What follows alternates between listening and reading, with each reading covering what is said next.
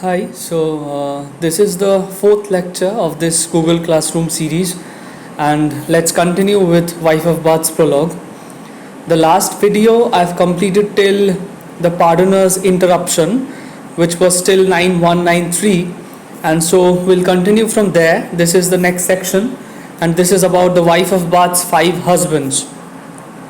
So, the first thing you need to know here is that till before the Pardoner's Interruption, that was kind of the first section of this prologue. It's a huge 850 lines prologue.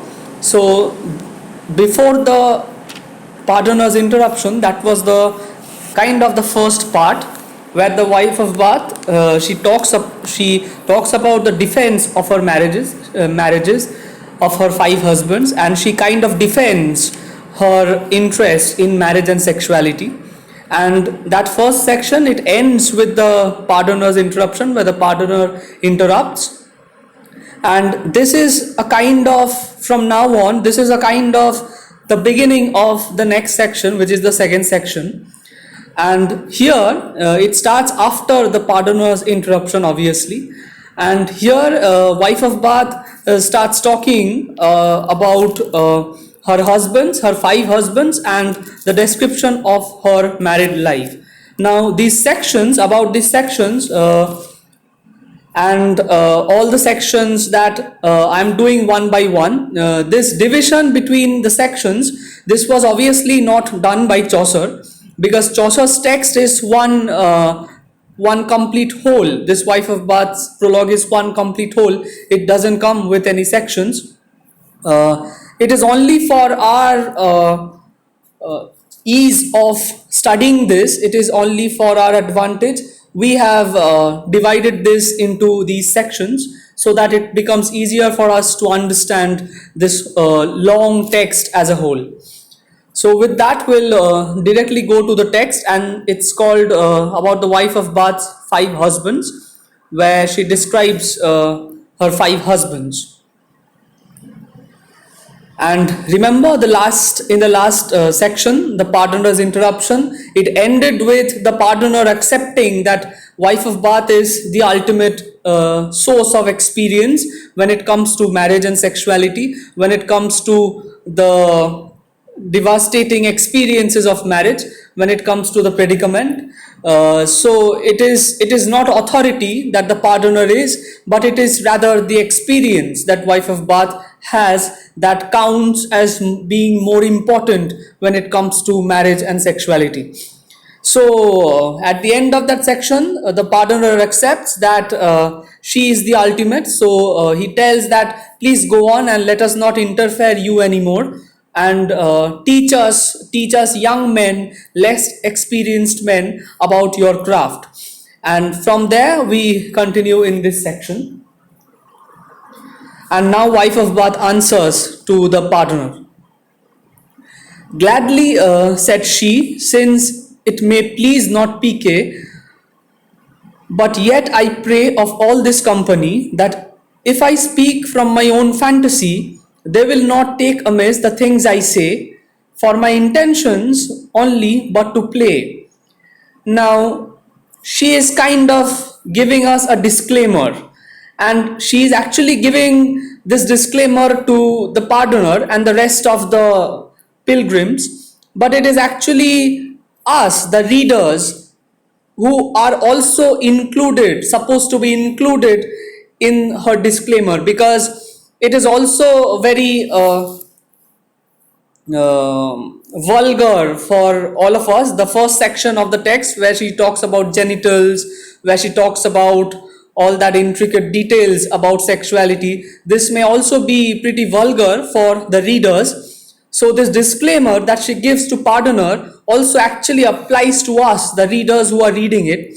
And she also talks to the reader in one sense, that she requests everyone, yet I pray of all this company, and this company includes the pilgrims. I request everyone of this group that they don't get offended or take what I am going to say very seriously. Don't take this very seriously, and don't misunderstand, not take amiss, do not misunderstand, for my intentions only but to play, because her intentions about saying her intentions behind saying all these things, it is only to entertain the pilgrims in this pilgrimage.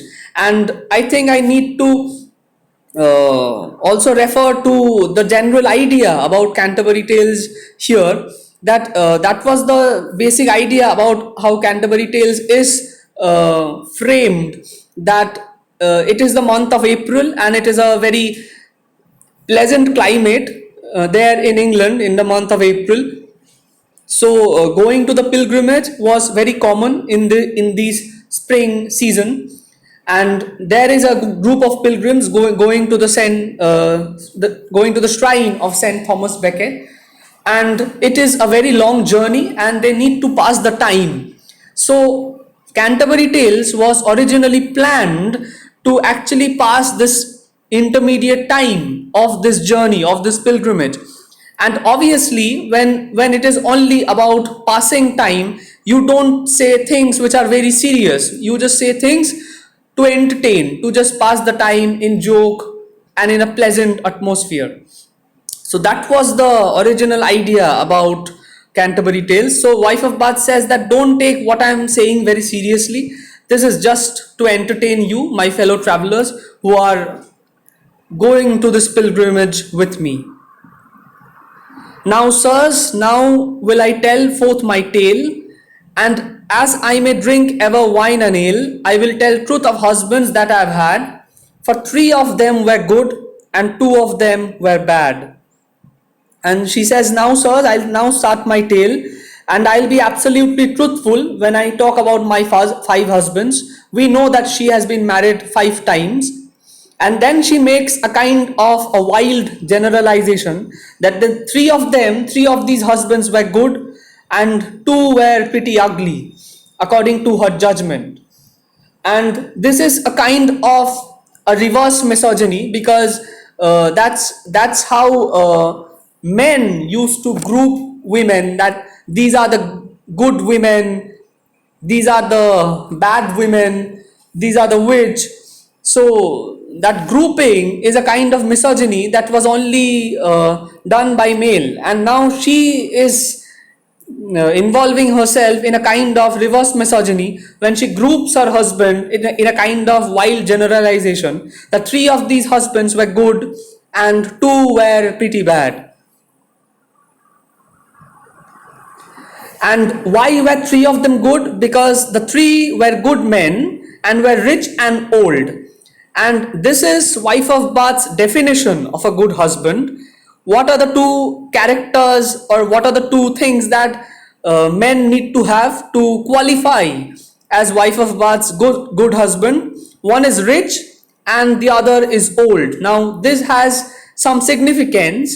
Why rich and old? Rich is obviously because women need financial security, and that comes first. That is one of the most important things that women need, financial security. So being rich is one of the qualifications that men need to have to qualify as Wife of Bath's good husband. And the other is old, and there are a few implications of being old man. And the first one is that old men have a reduced sex drive. So this marriage will be less demanding rather for Wife of Bath, because obviously the women in marriage, as I've dealt in the previous section, the women was supposed to be there offering her body, being a sexual partner to the husband, being submissive in sex, while the men were supposed to have money and security. So if it is an old man, then he will obviously have a reduced sex drive, and this marriage then becomes a bit less demanding for Wife of Bath as a whole. And there are other things that a old man, if he gets married, there is a chance that he will die very soon, and when he dies, his property can be enjoyed by the wife, and the property goes to the wife after his death. And then there is also another opportunity that when the old man dies, wife of Bath will be free to marry again. So there is a possibility of a next marriage after the old man dies. So rich old men, these are the most profitable niche as if for the wife of Bath. And this also kind of brings back to the memory the previous section where I've discussed marriage as being a kind of legalized prostitution, and then there is no element of love or sentiment or emotion that is involved in marriage, no place for feelings. And wife of Bath makes this a very reasoned, it's a very reasoned, organized thought process that rich old men are most profitable when it comes to marriage for wife of Bath. So this is a very reasoned thought. It's a very well thought about process for wife of Bath, and there is no place for feelings when it comes to marriage. It is almost like a business that marry a rich old man, and then it's because of his reduced sex drive, the marriage is less demanding for the wife, and then you get the property after his death, and then you can also marry probably another rich old man after he dies. So in that way it goes on. So it's very profitable marrying rich old men. Not easily could they the promise hold, whereby they had been bound to cherish me. You know well what I mean by that, Paddy. So not easily they could the promise hold, and this actually refers in a very vulgar way to the old age difficulties in sexual activity. And when an old man, he becomes involved in sex, and he goes through a lot of problem, this old man. One is about the erectile dysfunction, because it is very hard for an old man to get an erection when it comes to sex. And they also last, the old men, they also last they don't even last long when it comes to sex or hold it. That's what she means. He doesn't last long. So it becomes very easy for wife of Bath to actually be involved with old men in sexual activity. It's not very demanding. It's a very easy job to satisfy them. And on the other hand, these old men, and they are being continuously reminded of their wedding debt, that is their duty. And as wife of Bath said in the previous sections, the apostle said that it is a duty of the husband to fulfill the desires of the wife, to love her fully. So it becomes a duty for the husband to fulfill wife of Bath's desire. And this sense of duty and the failure with the old age difficulties in sex, these together, it makes them very guilty and ashamed that it is the duty of the old man, it is the duty of any man to please their wives. And because the man is old, he doesn't last long in bed, and he has difficulty in getting it up. So this duty and the failure to do the duty, this makes them very guilty and ashamed. And wife of Bath is actually looking for this guilt feeling and this feeling of shame, so that she could take the ultimate advantage of this old man. So so help me God, I laugh now when I think how pitifully by night I made them swing. And she says that it now makes her laugh when she thinks about how hard she makes them, she makes them work, she makes them labor and sweat for sex every night. And it is only a joke to her, to wife of Bath. And that is how she takes advantage of this rich old men. And by my faith I set by it no store. They had given me their gold and treasure more. I needed do not longer diligence. I needed not do longer diligence to win their love or show them reverence.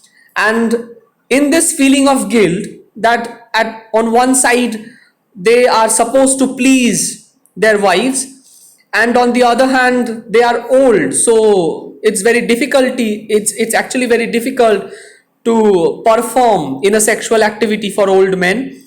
And in this guilt feeling, what they do, that they are so ashamed that they give all their property, they give all their money and land to the wife.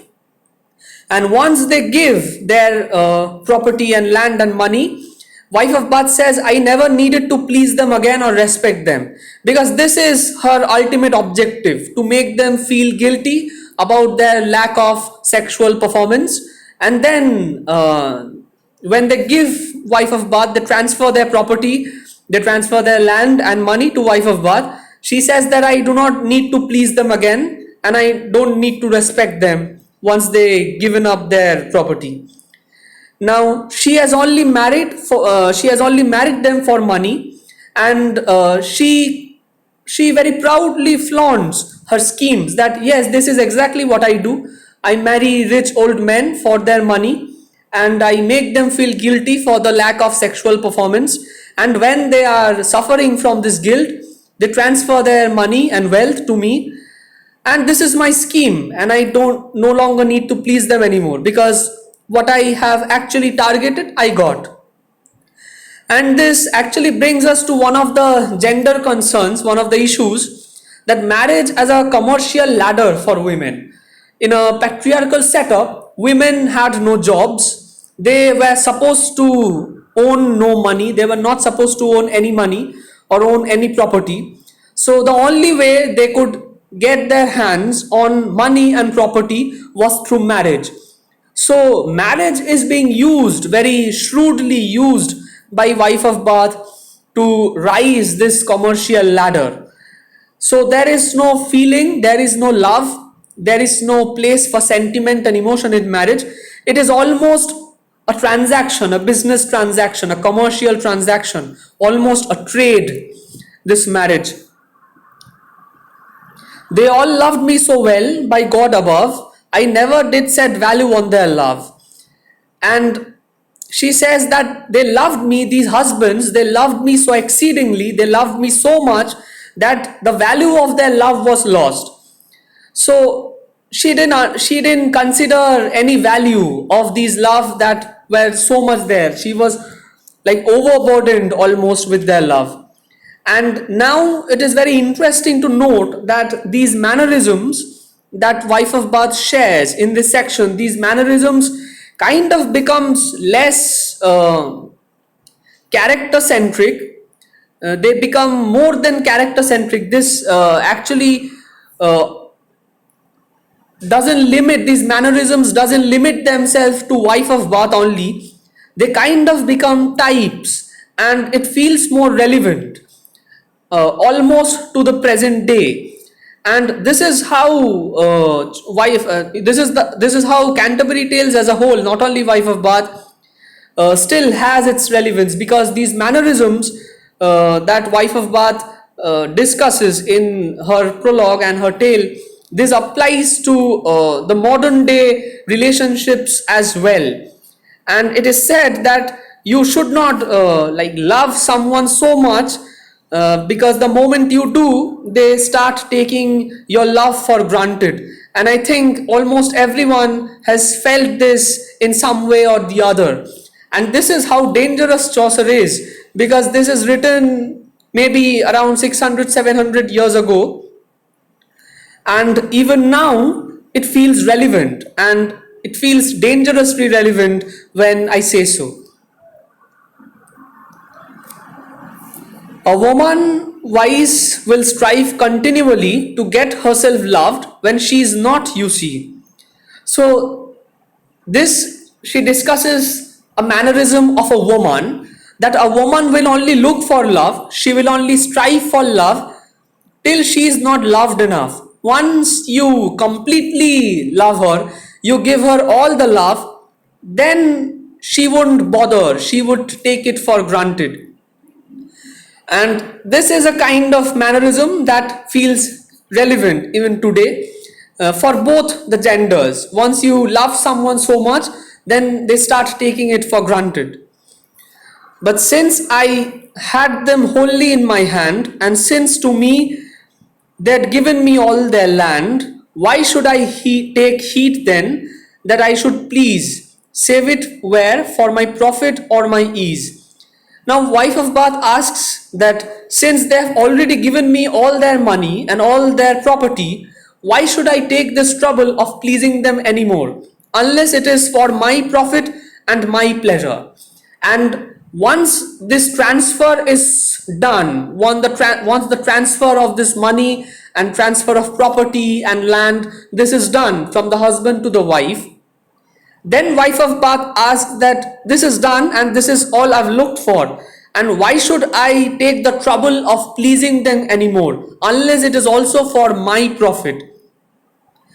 And this brings us to one very controversial issue of the female being not so satisfied with sex. And most of the time it is a kind of a popular complaint that in daily sexual activity, women are not so satisfied, and most women, they kind of fake their orgasms. And wife of Bath said, now that my job is done, my job was to take their money and their land, so once that is done, I don't need to have sex very often, and I don't need to please them in sexual activity, unless it is also for my pleasure and my profit. And my profit is when the women also is satisfied with the sexual activity. And then we ask the question that until now, until this transfer was done, was she not satisfied with the sexual activity? And that can be one of the reasons, because she intentionally marries old men. So it is quite obvious that she was not satisfied with the sexual activity till now. And now that the transfer of the money and property is done, she doesn't need to please them anymore, unless it is also for her profit and her pleasure. Now once the woman has money, then she can actually think about her fulfillment of her sexual desire. This is a kind of concern that also comes under this gender binary, that should a woman who is not who doesn't have money and property, does she only act as a subservient in sex, that she only is used for sex but never is satisfied herself? This is a very controversial question that arises from this section of the text. I set them so to work that by my fay, full many a night they sighted out will away. The bacon was not brought them home, I trow, that some men have in Essex at Dunmore. So she says that I made them work very hard during the night, and will away is a expression of exhaustion, and she made them work very hard every night, because now her sexual satisfaction was also important. Now she demands that satisfaction. She will not act as only a subservient partner of that sexual activity. Now her pleasure is also important, and to give her that pleasure, these old men, they needed to work very, very hard, because first of all, they were old men and their performance in sexual activity has already gone down, because they have passed their youth. So it was very hard and very frustrating and very exhausting for them to satisfy her. And this bacon was not brought them home from here to the Essex of Dunmore. This is a reference to the Dunmore tradition. This is a traditional ceremony that happened in the 14th century, awarding of a flitch of bacon, and this was offered to married couples. This bacon was offered to married couples who could swear that they have not regretted their marriage for a year and a day. And this tradition actually tells us that because of these inequalities and anomalies between the genders, most men or women, they both regretted their marriage in some way or the other, and they regretted their marriages many times between 1 year. So the couples who actually spend a year and a day of their marriage without regretting about their marriage was so special that they needed to give a separate prize because they have not regretted. So this is a Dunmore tradition that happened in the 14th century. It has its own share of implication of misogyny, to be honest, but this was a tradition in the 14th century. It's not seen now.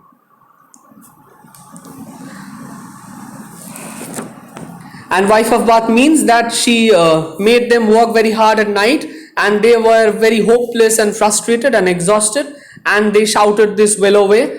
And when that happened, they obviously should be regretting their marriage. These old men, when they were frustrated and exhausted and in a hopeless state, when wife of Bath was so demanding in bed, they should be regretting their marriage. But here's the catch: I governed them so well by my own law that each of them was happy as a dog and fain to bring me fine things from the fair. But instead of being so hopeless, instead of being frustrated during that activity, the opposite actually happened. They were actually very happy because it was the wife of Bath who was in control of the marriage, and she also kept these husbands under her control, and so much so that they even bought fine gifts for her from the fair. And how did she practice this control? And they were right glad when I spoke them fair, for God knows that I nagged them mercilessly. And how did wife of Bath make this possible? Because she made them work so hard, she frustrated them, and they were in a hopeless state when it comes to sexual activity, because she made them work so hard and exhausted every night. But still, how did they remain happy? Because this is how she keeps them happy. She misbehaves with them most of the times, and she misbehaves with her husband very mercilessly, so that occasionally when she speaks to them sweetly, they are overjoyed and they are very eager to please her. And this is her trick, which she tells us at the end of this section, that this is her way of control. Most of the times she maintains a kind of psychological hostility, and she rebukes them, she misbehaves with them very mercilessly, and very occasionally she spoke to them sweetly, and when she did that, they were very happy and they were very eager to please her. And this is an occasional relief. So this was her trick: psychological hostility with occasional relief. We come to the end of this section, and in the next section onwards, we will learn more about the individual husbands of this wife of Bath, and we'll continue from that in the next lecture. Till then, be safe. Thank you.